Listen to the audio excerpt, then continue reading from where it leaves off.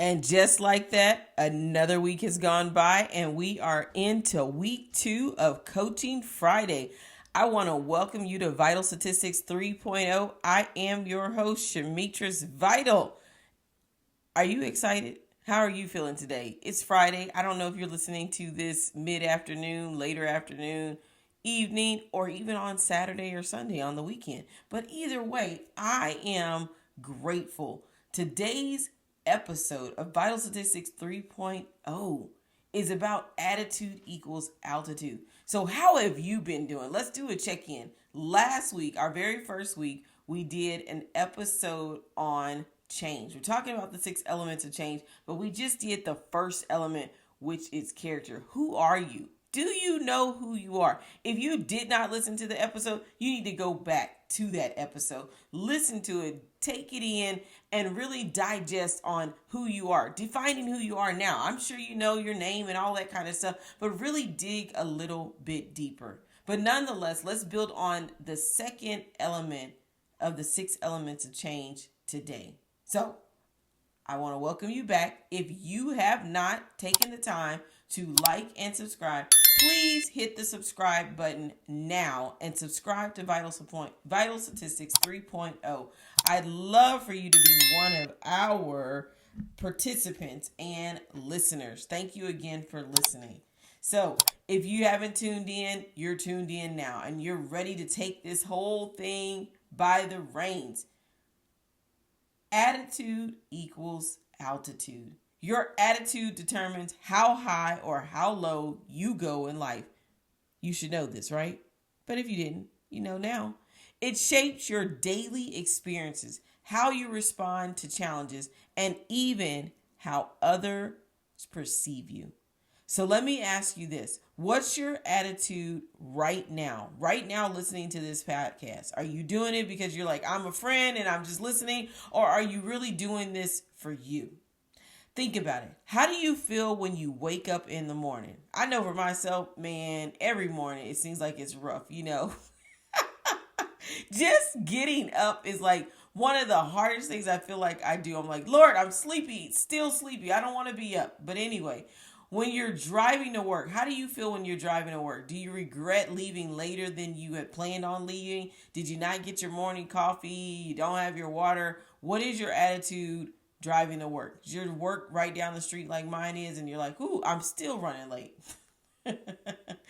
When you interact with your family, co-workers, or even strangers, but even like with the family, at home, is everybody rushing around in the morning because no one's got their stuff together and we've all got to get out the door? Kids got to be fed, dogs got to be walked, husband, wife's got to be kissed, whatever it is. Then you got to get to work and smile around the people that you really don't even care about. You probably don't even really know, but yet you're at work. So you got to smile even when you don't want to smile. You got to speak even when you don't want to speak. Good morning.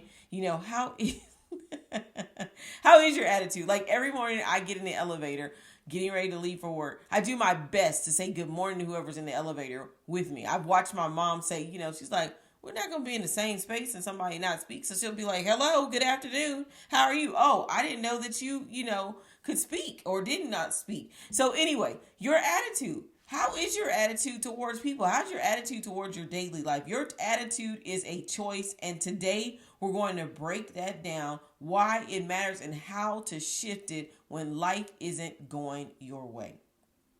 So I am big on defining things. So I want to define attitude based on Merriam-Webster's dictionary. Attitude is defined as settled way of thinking or feeling about something, typically reflected in a person's behavior. So your attitude, according to Merriam-Webster, is defined as a settled way of thinking or feeling about something, typically reflected in a person's behavior. That means your attitude isn't just about emotions, it's about perspective. Did you hear that?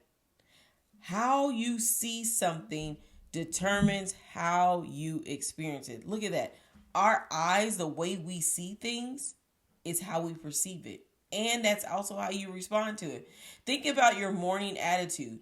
Do you wake up frustrated because you kept hitting the snooze. Y'all, that's me every morning. I don't wake up frustrated, but I hate that I hit the snooze button and then I'm constantly thinking back to the hour that I could have gotten up so I wasn't rushing around. I don't know. I may be the only one. But are you waking up tired or already dreading the day? Or do you wake up with gratitude, focus, and expectation? I have recently, probably over the last couple of weeks, I just said, you know what?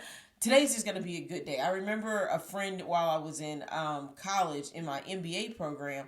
I think he had a shirt that says, expecting big things, great things. Like, he's like, great things happen to me every day. And I was like, why? He's like, because I expect it. So waking up with an attitude of gratefulness, gratitude, you're focusing on that expectation, because what you expect is what you get. So I've started just being a little more grateful and just believing that the day is going to be good.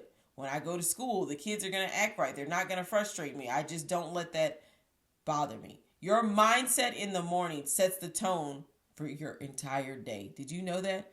Your mindset. Some of you are like, well, when I get in the car, that's when I change my mind. It's just like when I got to get out the door and we get out the door, fussing and, whatever it is. So let's do a checkpoint right now. Attitude throughout the day. Morning, do you wake up grateful or irritated? Midday, how do you handle the setbacks when things just don't work out? Driving, do you get road rage or are you patient?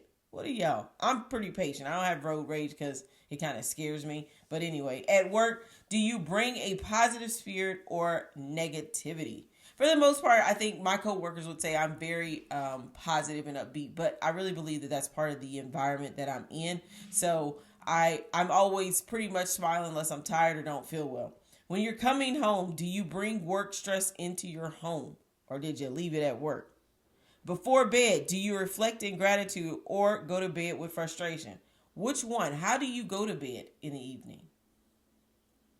So consider this. What do your attitude patterns look like throughout the day? Are you serving you? Remember, this is about you, not anybody else. Are you serving you or sabotaging you? This is all about you. There's a reason we say attitude equals altitude. Your attitude directly affects your success, your relationships, and your ability to navigate challenges. Life will throw obstacles at you, some expected, some completely unfair, but your response determines how high you rise. The truth is, we don't always get a choice on our circumstances, but we do choose how we react to them.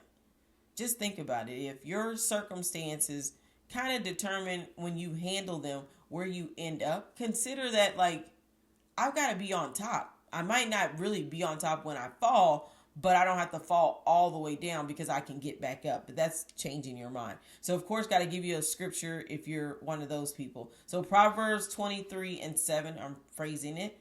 For as he thinketh, so it is in his heart, and so is he. That's Proverbs 23:7. Then you've got Philippians 4:8. Whatever is true, whatever is noble, whatever is right, whatever is pure, whatever is lovely, whatever is admirable, if anything is excellent or praiseworthy, think about these such things.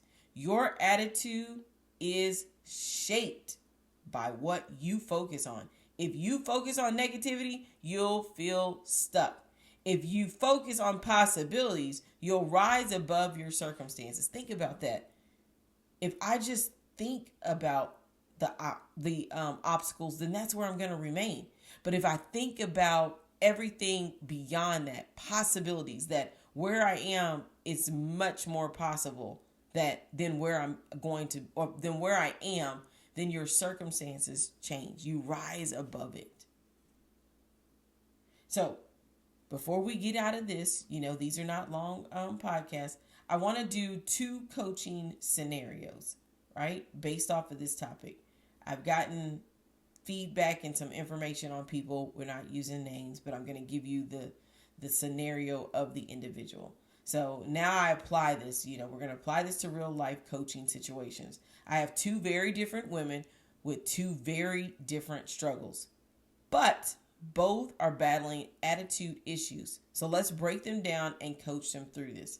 The first one is the overwhelmed CEO. She's 36 years old, married, 3 kids, and she's a business owner. She's already made it to the pinnacle of her life, but she's right in the smack dab in the middle of it. Again, she's an overwhelmed CEO, 36 years old, married, 3 kids, business owner. She has everything she has worked for. She's thriving in her business, a husband who helps, and a good home life. But her attitude toward her husband is negative. She feels like she's missing out on opportunities because of her kids, and resents that he's comfortable in his job.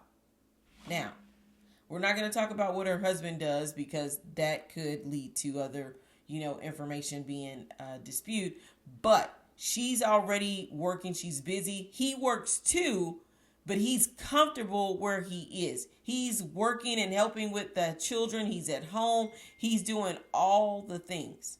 But she's the one that's frustrated. So looking at a coaching perspective, shifting her focus, instead of resenting her husband's stability, she's got to see the blessing in who he is. How many women would love for a husband that's happy, who's thriving with you, who's helping and assisting the children? In her scenario, it's her attitude towards him.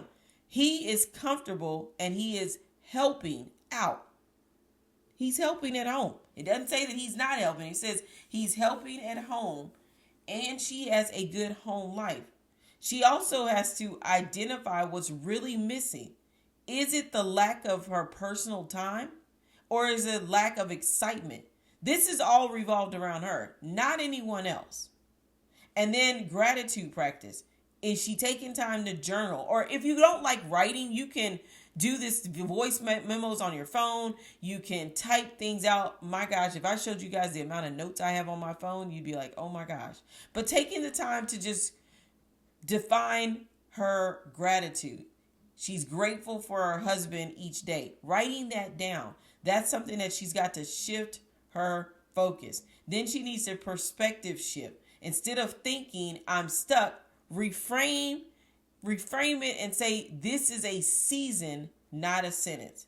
Y'all, that's big. This is a season, not a sentence. So again, just some of the things that she can do if this is close to your situation. Shift your focus. Instead of resenting her husband's stability, see it as a blessing. So see the situation that you're in right now as a blessing. Identify what's really missing. What is missing in your life that you feel like you're missing something, or things are not working out? Are you lacking personal time? Are you lacking excitement? Then make sure you have moments of just practicing gratitude, journaling 3 things that you're grateful for just about that situation. So for her, it's journaling about her husband. Then let's shift your perspective. Instead of thinking I'm stuck, reframe it and say this is a season and not a sentence. So here's some question that I would give for her. Are you focusing on what you lack or what you have? Now that's big for a lot of us. Depending on what our situation is, where's our focus at? All right, let's go to number 2. This person is a struggling single mom. She happens to be 26 years old. She has three children, but she's a GED student, and she has no support from the baby's father. Did y'all hear that? No support. The person before had support. She has no support. So she's currently working on her GED. So she doesn't have her GED yet. She's struggling financially, dealing with depression, and has a negative outlook on her life choices. Her attitude is making things harder. She's stuck in blame, regret, and anxiety. So let's go through this coaching perspective real quick. She has to own her story. She can't change the past, but she can rewrite the future. Now, this is a lot of us. We got to own what happened. The past is the past. It may have been your fault. It may not have been your fault. It may have been a misstep. But nonetheless, own it and let's stand on top of it. She can rewrite the future. Breaking her mindset and cycles, she's going to have to daily affirm herself. She's going to have to take time to journal about her gratitude. She's got to break the mindset cycle. She's got to break those chains because she's been living in this rut for a long time. Small wins. She's got to celebrate her small wins. She's got to celebrate her progress. Completing a class, showing up for class, showing up for her children. I guarantee you, she's showing up for her children more than she probably gives herself credit for. And then she's also showing up for herself just in class, working to complete her GED so that she can have a better future. So she's got to reframe the future. Instead of saying, I'll never get ahead, she's got to shift to, I'm on my way to something better. So shifting her mindset. So she got to own her story, break her mindset cycle, and celebrate her small wins. And then she's got to reframe the future. She's got to reframe that. So if we look at some reflection questions for that, how much of your energy is spent on complaining versus changing? I'm sorry, did I step on anyone's toes? I know I stepped on my own toes even when I was writing this. How much of your energy is spent on complaining versus changing? So let's do a little practice exercise. Let's give you some practical exercises to shift your attitude starting today, starting right now. So things that you can do. This is not new, guys. I'm not like writing a whole new script. I'm taking the things that we've heard over and over again, but now it's time for us to reshift our thinking. This is things that we need to do. We got to have daily gratitude. Take a moment to just say, you know what? I am appreciative of something. I am grateful for something. Have a daily gratitude check-in. Then write down 3 things you're grateful for every morning and night. If you can't write them down, just speak them out. But I know for a fact that when you write them down and you go back and you look at them, the list begins to grow. I've done that a couple of times. I don't do it every single day, but at least starting that, because you want to shift your focus, is that when you do that, you start off with, I'm thankful for a bed, or I'm grateful that I got to sleep last night. I'm thankful that I have a place to live and money to pay my bills. But then when you start going deeper than that, you really start to expand your thinking, because you're really going beyond the veil of what you're grateful for. You end up digging deeper. Then the breathing exercise. Now, pretty much, I'm not going to say everybody, but a lot of us have these Apple Watch devices. Mine pings every time that it thinks that I need to take a moment to breathe and do the breathing exercise. Do I do them all the time? No. But I am starting to really just take time and listen to my breath, center myself again. And it does kind of just help recenter you and refocus. Breathe in, breathe out. Breathe in, breathe out. Count to 10. Those are things that you can do to get yourself back on a rhythm. 10, 9, 8, 7, 6, 5, 4, 3, 2, 1. When you're feeling overwhelmed, inhale for 4 seconds.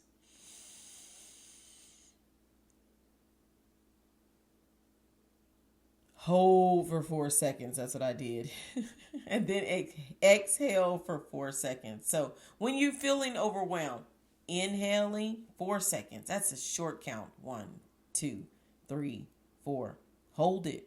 1, 2, 3, 4. Now exhale. 1, 2, 3, 4. The doctors say that we need to learn how to keep expanding our lungs. So breathing in, breathing out, because we're not using the full capacity of our lungs. Even right now, listening to me or me speaking, you're not using the capacity of your lungs, and neither am I. Then let's perspective reframing. We've got to reframe our thinking. When facing a challenge, ask, what is this teaching me? Y'all, I'm real big on that. I'm like, I don't say, what is this teaching me? I'm like, God, what are you teaching me? Why is this happening to me? Like, I'm asking questions, okay? I need to know, what am I supposed to learn from this? Because I'm just one of those people, I know that life is nothing but a bunch of tests. And I feel like they get harder on the higher the level. And basically, tests are repeated. I don't know if we ever actually master them, because I just feel like they repeat and we move up to another level and a higher level. But nonetheless, you got to reframe. You got to ask the question, what is it teaching me? Instead of why is it happening? So I'm going to work on that. God, what are you teaching me versus God, why is this happening? You may not say God, but either way, you've got to ask the challenging question. Then you've got to speak life over yourself. Every day, declare, I am capable. I am growing. I am in control of my attitude. Say that. I'm capable. I'm growing. I'm in control of my attitude. I'm in control of my emotions. I got this.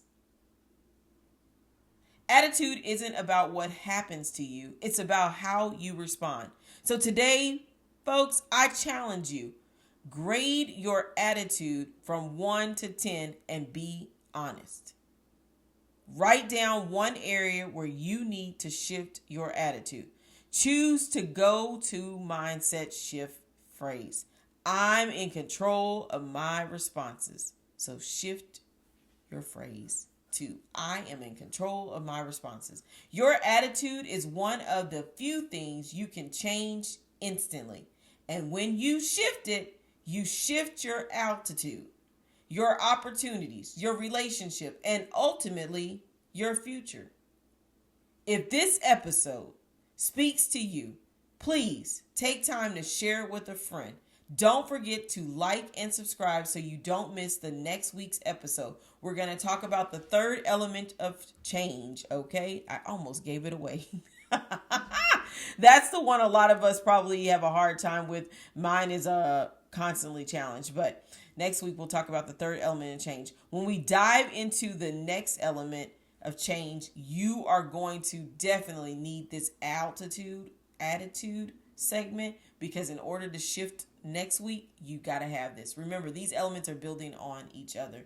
And as promised, we have an attitude workbook available later on this evening, depending on when you listen to it. There'll be one available on my Shopify store, which is linked in the bio. Those items usually come later because I'm hoping that you listen to the episode and then you go to the store. So that'll be later, available a little bit later. So if you listen to this early Friday, it'll be later available on the Shopify store and the link in the bio. And you can always check that out. Again, please like and subscribe. Until next time, remember, your attitude determines your what? Altitude. Keep growing, keep shifting, and keep walking in purpose. I'll see you next week on what? Vital Statistics 3.0. Remember to be the difference, make the difference, because the difference is in the change you choose to make. I'm Shamitra's Vital with Vital Statistics 3.0, signing off. Take care.